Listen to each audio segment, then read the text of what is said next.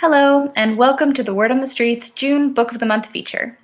In conversation this month are author Andrew Forbes with a new collection of philosophical baseball essays, The Only Way is the Steady Way, out from Invisible Publishing this month, and Professor Mark Kingwell. A bit of background on our guests. Andrew Forbes is the author of the short story collections Lands and Forests and What You Need, the latter of which was shortlisted for the Danita Gleed Literary Award and named a finalist for the Trillium Book Prize. He's also the author of The Utility of Boredom, baseball essays. Forbes lives in Peterborough, Ontario. Mark Kingwell is a professor of philosophy at the University of Toronto and a contributing editor of Harper's Magazine. He is the author of Fail Better, Why Baseball Matters, and articles about baseball in The Walrus, the Literary Review of Canada, and the Journal 9. His most recent books are On Risk and The Ethics of Architecture.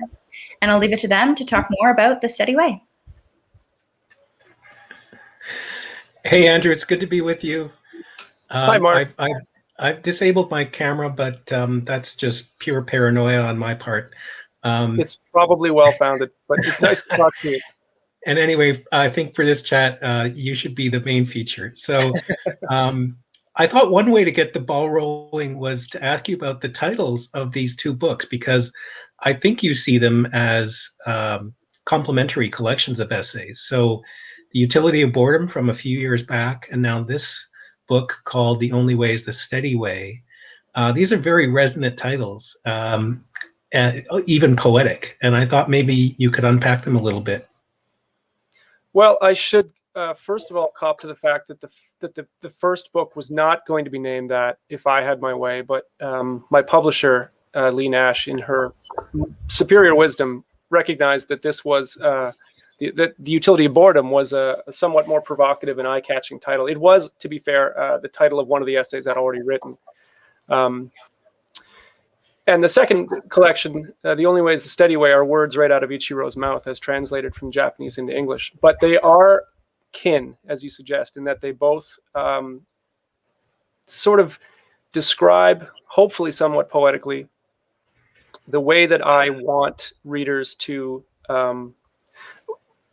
if readers are listening, the way that I hope that they will understand the game as I'm presenting it to them. And that is something which is not a sort of nonstop stimulus mainline of information and color, but something which requires a little bit more patience and something which rewards perseverance.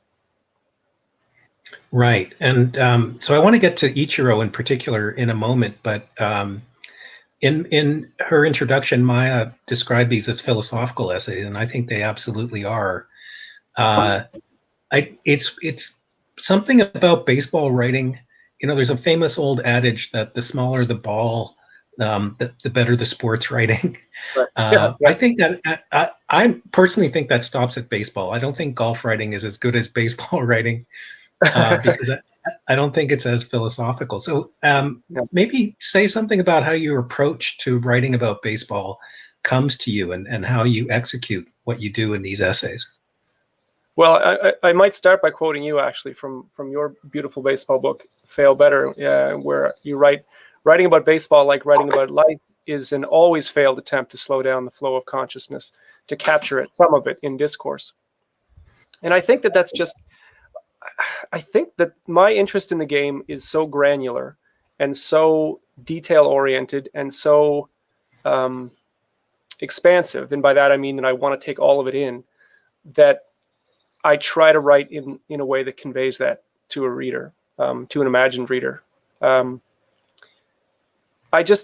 is something, as you say, to baseball having produced the most and, well, the best, maybe not the most. As I understand it, I think fishing has produced the most literature in terms of recreation.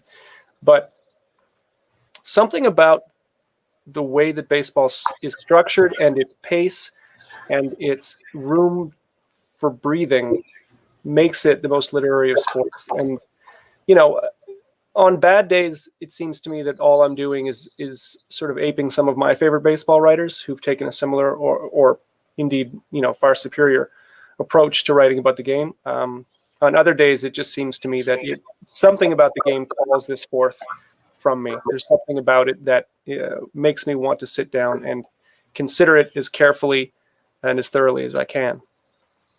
Yeah, I couldn't agree more, and thank you for that little shout out from my book. It's a great book. Thanks. But yeah, it's I mean, these are much remarked features of the game. Yeah. There's no clock. There's lots of inaction, lots of what I call in my book longueurs, pauses, where you're waiting for things to happen. And and then this is one reason that I was so struck by the title of your first collection, because many people complain that baseball is a boring game. Mm-hmm. And I've written about boredom, I've written about fishing, I've written about baseball, and I think all of these things, for me anyway, they wrap up into this idea of reflecting on consciousness. Yeah. And I think your essays absolutely capture that feeling of being at a game, or even listening to it on the radio, which is another pleasure that's distinct for me. Yeah. So I guess let's talk a little bit about Ichiro, because there are various people who've written about him. David Shields, a great writer out of Seattle, wrote a book about him, and he was such a phenomenon. But I think in particular the aesthetics and the kind of contemplative approach that he brought to the game.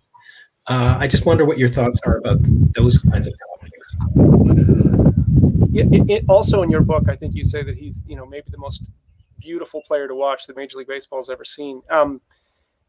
It might be lessened if there were more of him, but he was so singular.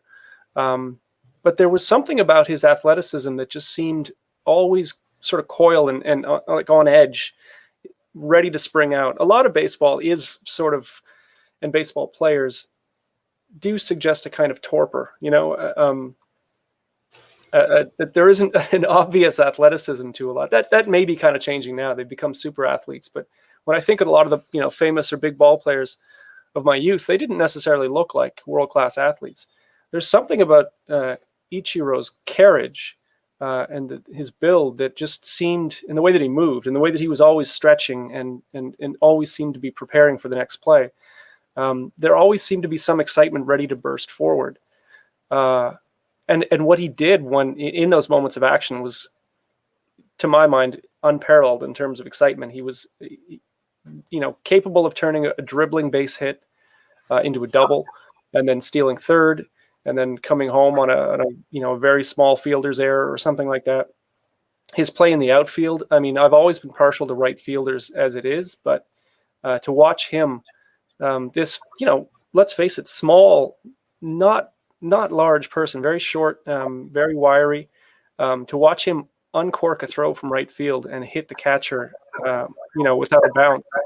It was just so exciting to watch. He was just always interesting. I remember seeing him live once in Seattle, several times in Toronto, playing right field. And even when nothing was happening, or when the play went completely the other direction, if the ball was hit left field, he was always interesting to watch. He was always compelling, always grabbed your eye. You couldn't take your eyes off him. Yeah, all of those things really strike me about him as a player too. The relatively small stature, but this incredible dynamic energy. Yeah. And there's the famous throw, not to home but to third base, where he helps the assist to tag out a runner. Yeah. And later said, why did he run? I was going to throw him out. It's become an abused phrase, I think, in sports announcing. But I think the announcer in the moment said, "Hang that one in the Louvre." That throw was to nail Oakland's Terrence Long trying to stretch a double, I think, into a triple. Yeah. And it was just perfect. Perfect. It was unbelievable. And the other thing is, on the image, is that the new cover? Because I thought the cover was going to be a mirror of the utility of boredom, but that was sort of a placeholder. I actually have it here. This is the final cover. Okay. Yeah. And so what you see there is the famous stance in the batter's box, which is to me has always reminded me of a Zen archer or something like that. This kind of stretch and poise and vision of the field, and what they say about that practice of archery is, even when the arrow is still in your bow, it's already in the target. Which sounds kind of mystical, but I kind of get it. I just love that idea. And this seems like a very timely update of hit them where they ain't, because you have to see where they ain't first before you can hit it there. Anyway, I think a lot of people have a version of this kind of aesthetic appreciation of the game. But what strikes me about your writing is that, in common with some of the best people writing about baseball right now, you can really bring it out. You can articulate it, and many people can appreciate it without having the words. And I think one of the great things about the baseball writing tradition is it gives us the words to complete the thoughts that we have when we watch the game. As I said earlier, sometimes I think I'm just trying to pull off like a second-rate Roger Angel act, but there does seem to be something about watching a lot of baseball and what it calls forth in me anyway. But to your point about the image on the cover and that stance of Ichiro's, it always seemed to me, and I write about this in the book, that it's him taking control of the entire field, the pitcher, but everything, the crowd and everything, and sort of willing them into a moment of stillness as he, as you say, takes in the whole field and tries to determine exactly which square inch he's going to sort of drop, a perfect bunt or base hit into. And it just seemed to me such a strong imposition of will on the rest, to say that, it may look as though the rest of you are in control, but in fact, it's me right here. And we're going to do this on my terms. And I've always admired that. And the image, I provided images and photographs of like that to the artistic director at Invisible Publishing, Megan Fields, and she nailed it. I love that image very much. So yeah, it's really beautiful. I love it. And I like that thought about control, because again, one of the much remarked aspects of baseball is there's nothing happening until the pitcher throws the ball, and then the hitter reacts. And so you've got all of these, you've got 8 other players on the field, and or 7 other players on the field, and the pitcher and the catcher, the battery, working together, and then the hitter is alone and facing this whole thing by himself, by herself. So that's always fascinated me about the game. We don't have a ton of time, so I speaking of the tradition of writing about baseball, you mentioned Roger Angel. Everybody admires and reveres him. I just wanted to know who your other favorite writers are. My first favorite baseball writer was W.P. Kinsella, who of course wrote fiction and wrote the book Shoeless Joe that would become Field of Dreams. And he wrote several baseball books too. I think he with the enormous success of Shoeless Joe, he kind of steered into the baseball writing and wrote several books, fictional books about baseball. Jane Levy's trio of biographies of Mantle, Sandy Koufax, and Babe Ruth are astonishing to me. Those are 3 of my favorite books. The historian John Thorne, who tends to focus on 19th century baseball. The thing I love about baseball literature is that there's so much of it, and so much of it is good. As you suggested, it's the game that seems to be the most attractive to writers.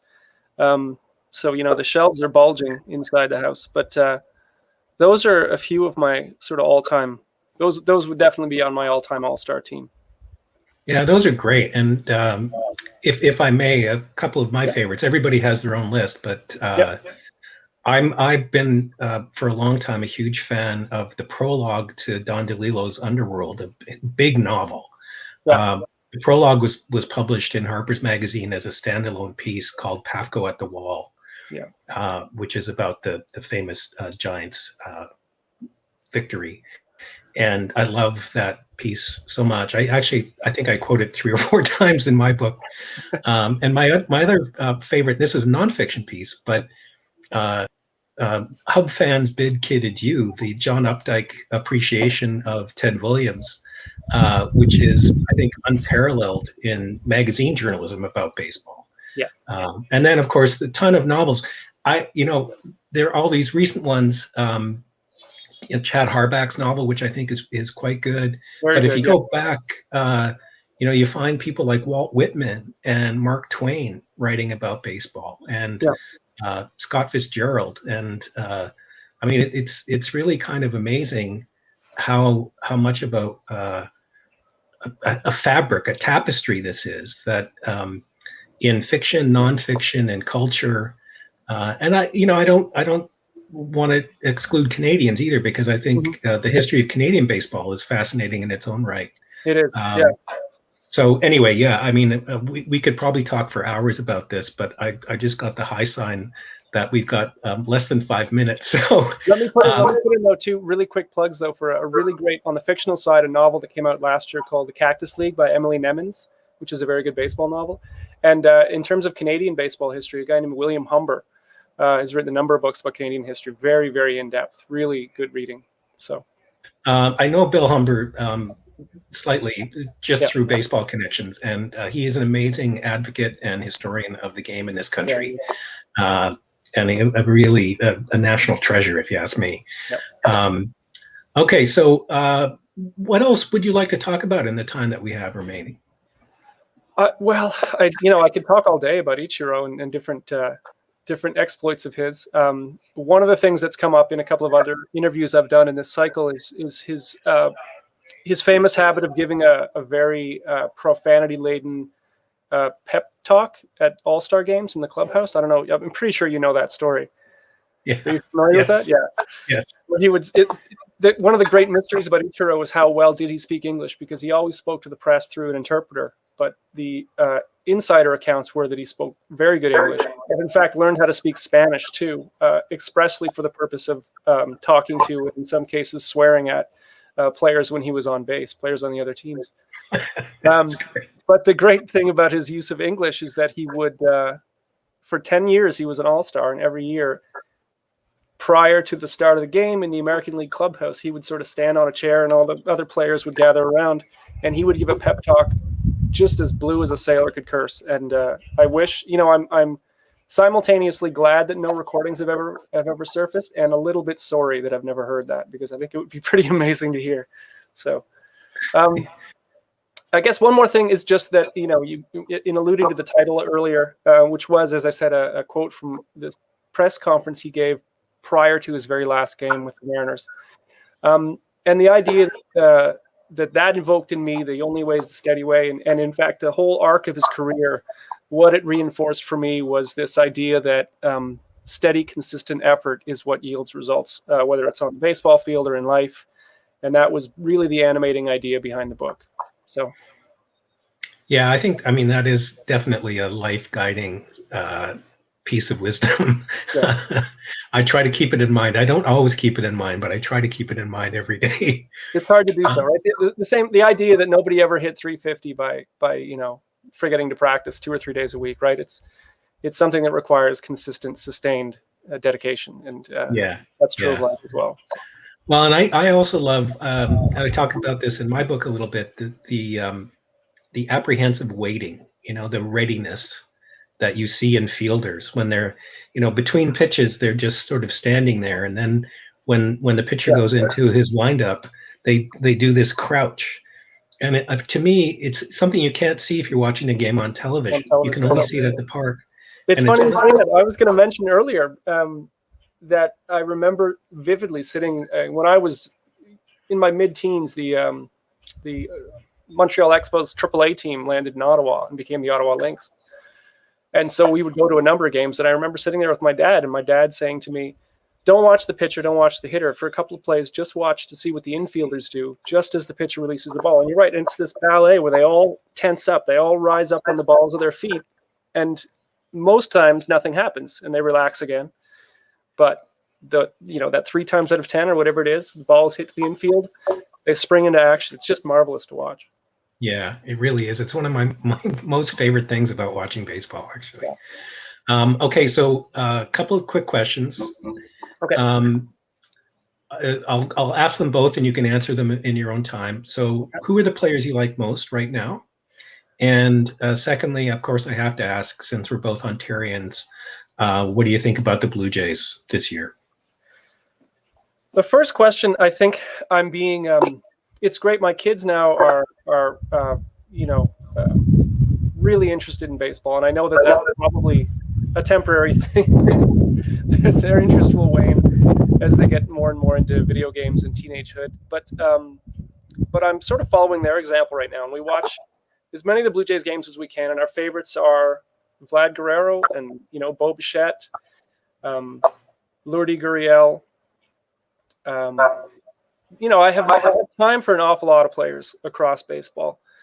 But in terms of the ones that I'm sort of most interested in on a day in, day out basis, it's watching those guys and seeing how they develop.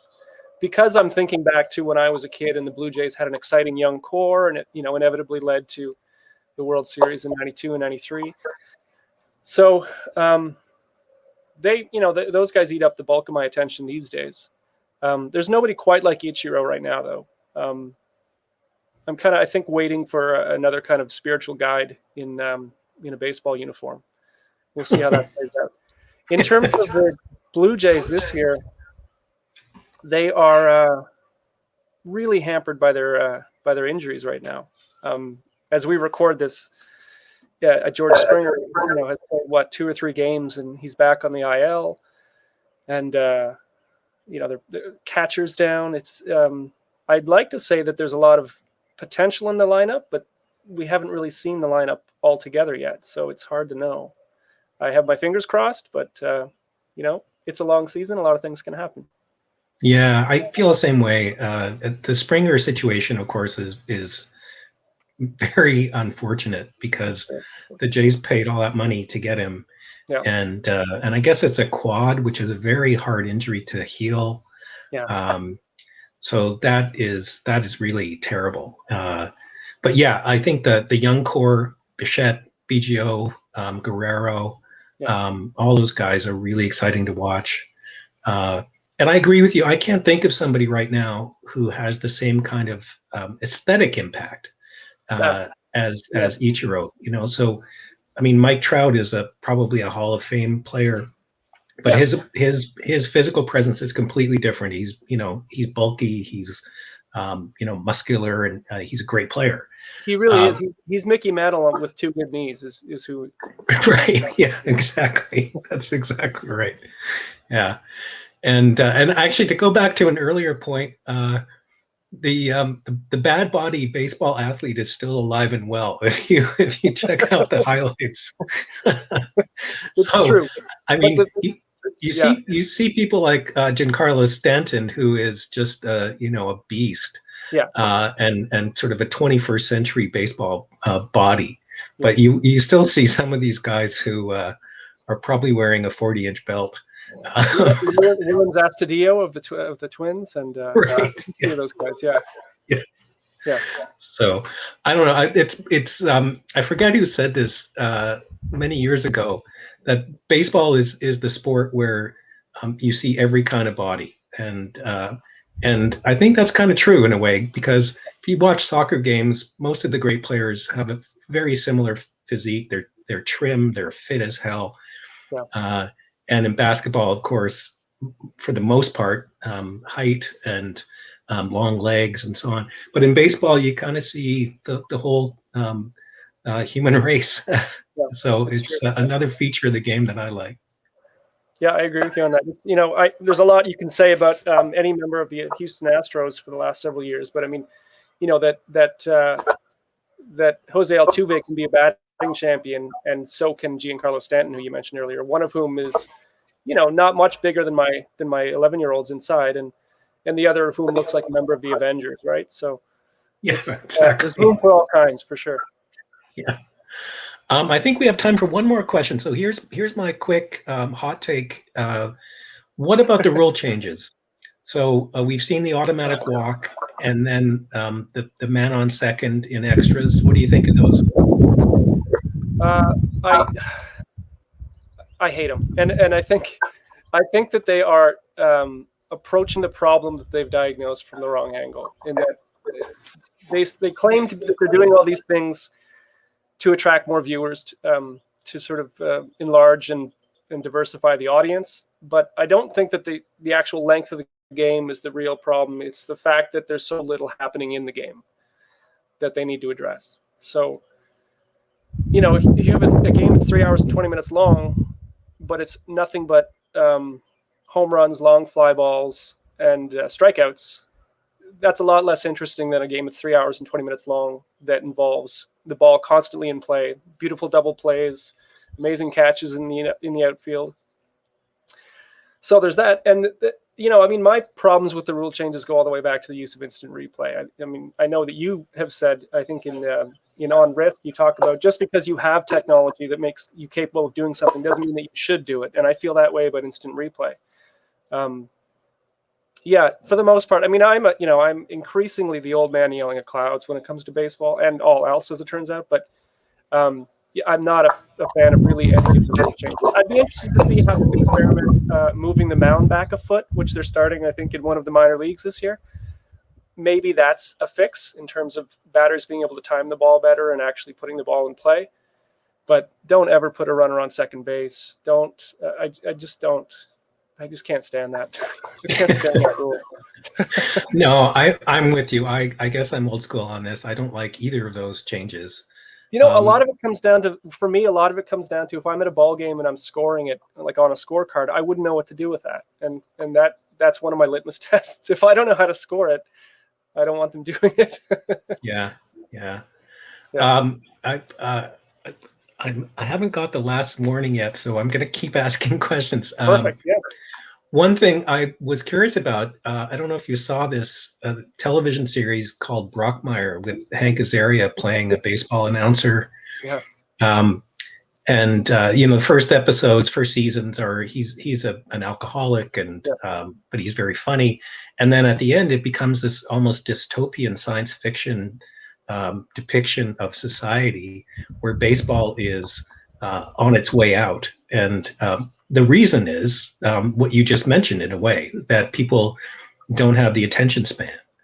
And we've seen this before in Star Trek Deep Space Nine, for example. Baseball has become a thing of the past. Mm-hmm. Do you think baseball is going to stick around? I think it'll stick around in one form or another. I think there'll always be people playing it. In terms of a major entertainment enterprise, I think that they'll find new ways to monetize it, which might involve, packaging it completely for television, taking the lessons they learned during the pandemic season last year and turning it almost completely into sort of a television event, which might be a 7-inning game. It might be a home run derby or something. I think it'll find ways to hang on. It may not resemble all that much the thing that we're used to, or the thing that we sort of call into our imagination when we think of the word baseball, but I think it'll stick around. Actually, your mention of the 7-inning game reminded me. I forgot to mention that with double headers now, 7 innings, and then there was the no hitter in 7 innings. And is that really a no hitter? I feel like an old guy when I say no. But actually, the pitcher, I forget who it was now, but he said he wasn't sure he counted it as a genuine no hitter either, because it was only Madison Bumgarner. Yeah. Yeah, that's right. Yeah. Yeah, traditionally a no hitter is 9 innings of no hit ball. So in that sense, it's not, I guess. Yeah. Okay, so I'm being told that we should wrap it up. Let's both hope that there's never such a thing as a mercy rule where they end the game because the score is too high. I'm with you. I agree. All right, Andrew, it's been great talking to you. I wish we could do it in person. I haven't seen you since that time in Peterborough a few years back, but I hope all is well. Yeah. All right, take care. Thank you so much. And there you go. The Only Way is the Steady Way at your favorite local bookstore. They're great local bookstores in Peterborough, and there are a couple here in Toronto too. Queen Street West has a great local bookstore. And don't go on Amazon. That's what I would say. All right. So long. Take care, Mark.